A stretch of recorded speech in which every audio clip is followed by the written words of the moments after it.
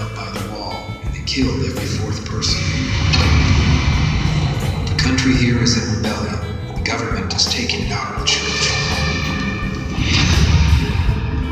3 men walked into the rectory in the middle of the night, and then they found the young man that was staying in the rectory. With the threat of the gun, he took them and said, "Father, they've come for you." You could see it in the knuckles of his hand. He had protected himself from the blows. But they shot him 2 times. If it is my destiny that I should give my life here, then so be it. The shepherd cannot run at the first sign of danger. Sincerely in Christ Jesus, Stanley Rother. He had the courage to be whatever God called him to be, no matter what that meant. And that's why he is such a perfect saint for us in our day.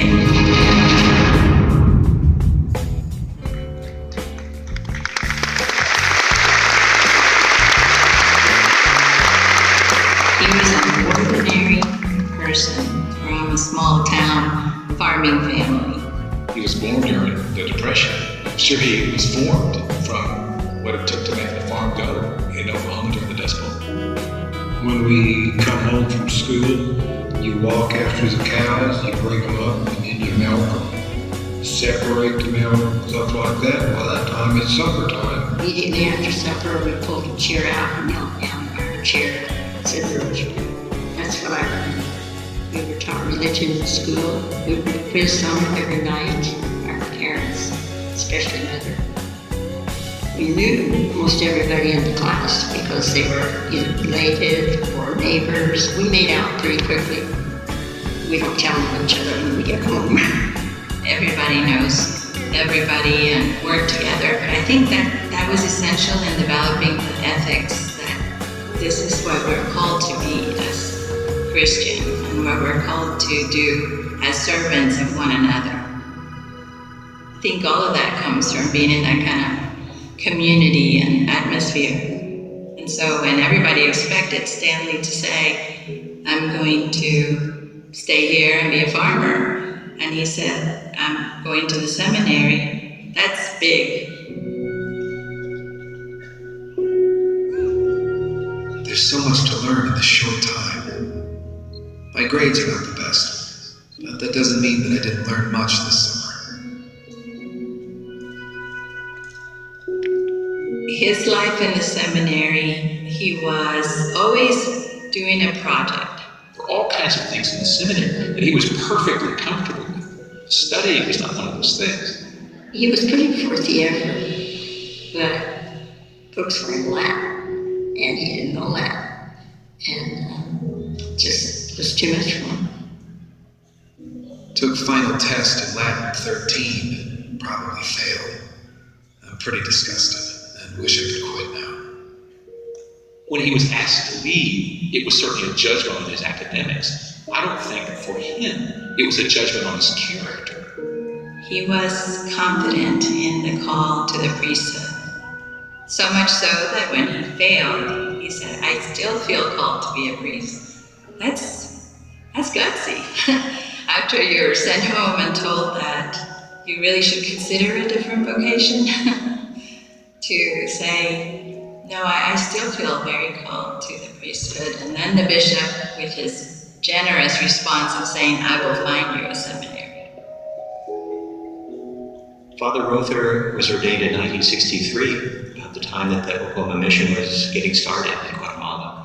And within 5 years, he had volunteered and was off to Guatemala.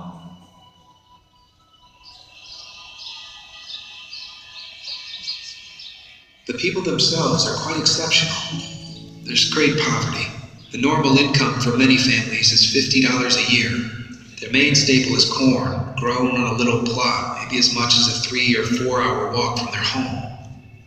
When he came there, a large proportion of the population suffered from malnutrition. Infant mortality was approximately half of the children died before age 6. The Oklahoma missionaries before him and then him when he arrived in 1968 were dealing with a situation of great human need. So when he got to Guatemala, he has to make things work in this village that's cut off from the rest of the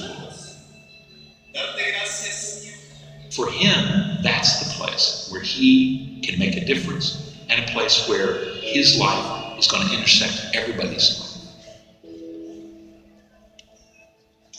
Padre Francisco demostró el amor de Dios, que no solamente es predicar, decir, sino que también es hacer, a trabajar en muchas formas como ayudar directamente a la población.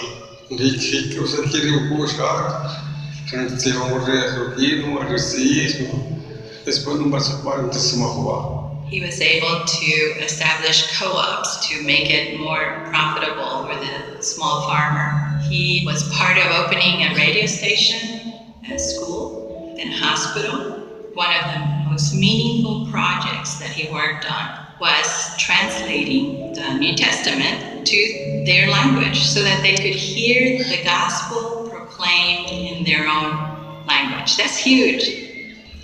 He put his whole being into it, put his whole heart into it. And that obviously became apparent when things began to change.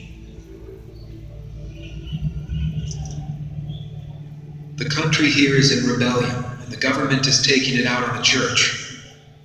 The low wages that are paid, the very few who are excessively rich, the bad distribution of the land, these are some of the reasons for widespread discontent. The church seems to be the only force that's trying to do something about the situation, and therefore the government is after us. In the context of Guatemala, the ruling class would begin to characterize those who worked at the poor as being communist sympathizers, and with that, the church began to become a target of persecution. The violence didn't come to Santiago until really 1980. The army has moved into the town, and they have a town meeting stating that they were there to protect the people, to keep them from insurgents. And Father Stanley was listening to him politely, and then as soon as he said the word protect, his hand shoots up and he says, "If you're here to protect, why are my people disappearing? That wasn't happening before you arrived here." The tactic of the government has been to kidnap those they think are leaders, torture them, and kill them. We had just witnessed the kidnapping of someone we had gotten to know and love, and were unable to do anything about it. They had his mouth covered. I could still hear his muffled screams for help. For him, it was always about being their shepherd, being their pastor. And I think he struggled with how to minister to them in that violence. He provided food for widows and children of those who had been kidnapped. He allowed young people to spend the night in the church building seeking refuge from the military. He looked for the bodies of those who were missing. He simply tried to be a shepherd for his flock, and the wolf was attacking from all sorts of directions. At the first signs of danger, the shepherd can't run and leave the sheep fend for themselves. I've invested too much of my life here to run. I think the more threatening things became, the more resolute he would become. That was in his nature. He may have been soft-spoken, but underneath his quiet nature was steel. Of course, when he heard that he was on the death list, he certainly took that seriously. I think once his name was on a death list, and he saw that his associate pastor was also on the death list, that's when he came back to Oklahoma. After working there for 12 and a half years, I feel almost like Guatemala, and I still want to return. The big question is, should I take a chance and go back? Nobody has yet convinced me to stay here. He spent a lot of time standing at that west door there, gazing out that west door, just staring, He wanted to go back so bad. He knew he could probably be assigned a nice, comfortable parish in Oklahoma, live out his priestly life in a much more conventional way. But he had given his heart, to his people. He belonged back with people. When he was removed from them by coming back here, he felt that he had abandoned them, and in a sense he did. The shepherd should not run. And that's what he was telling me.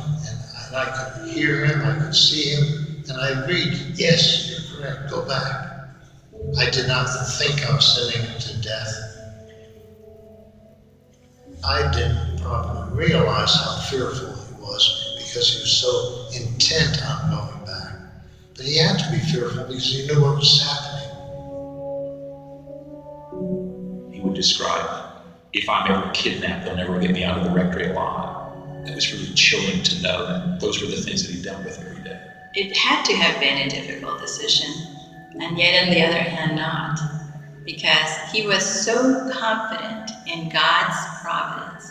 Everyone acknowledged he knew he needed to go back. Stanley's life was that parish and those people in that situation. And so being cut off from that parish was, that was killing for him. Again, if he'd stayed behind in Oklahoma where he was safe and watched from a distance while those people suffered, that would have been a life less for him than to go back and do what he needed to do to remain their shepherd. He didn't go back to Guatemala to die.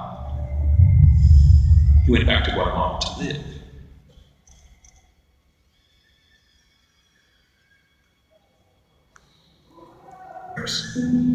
Changed the locks. He began to sleep in a different room. And he also thought through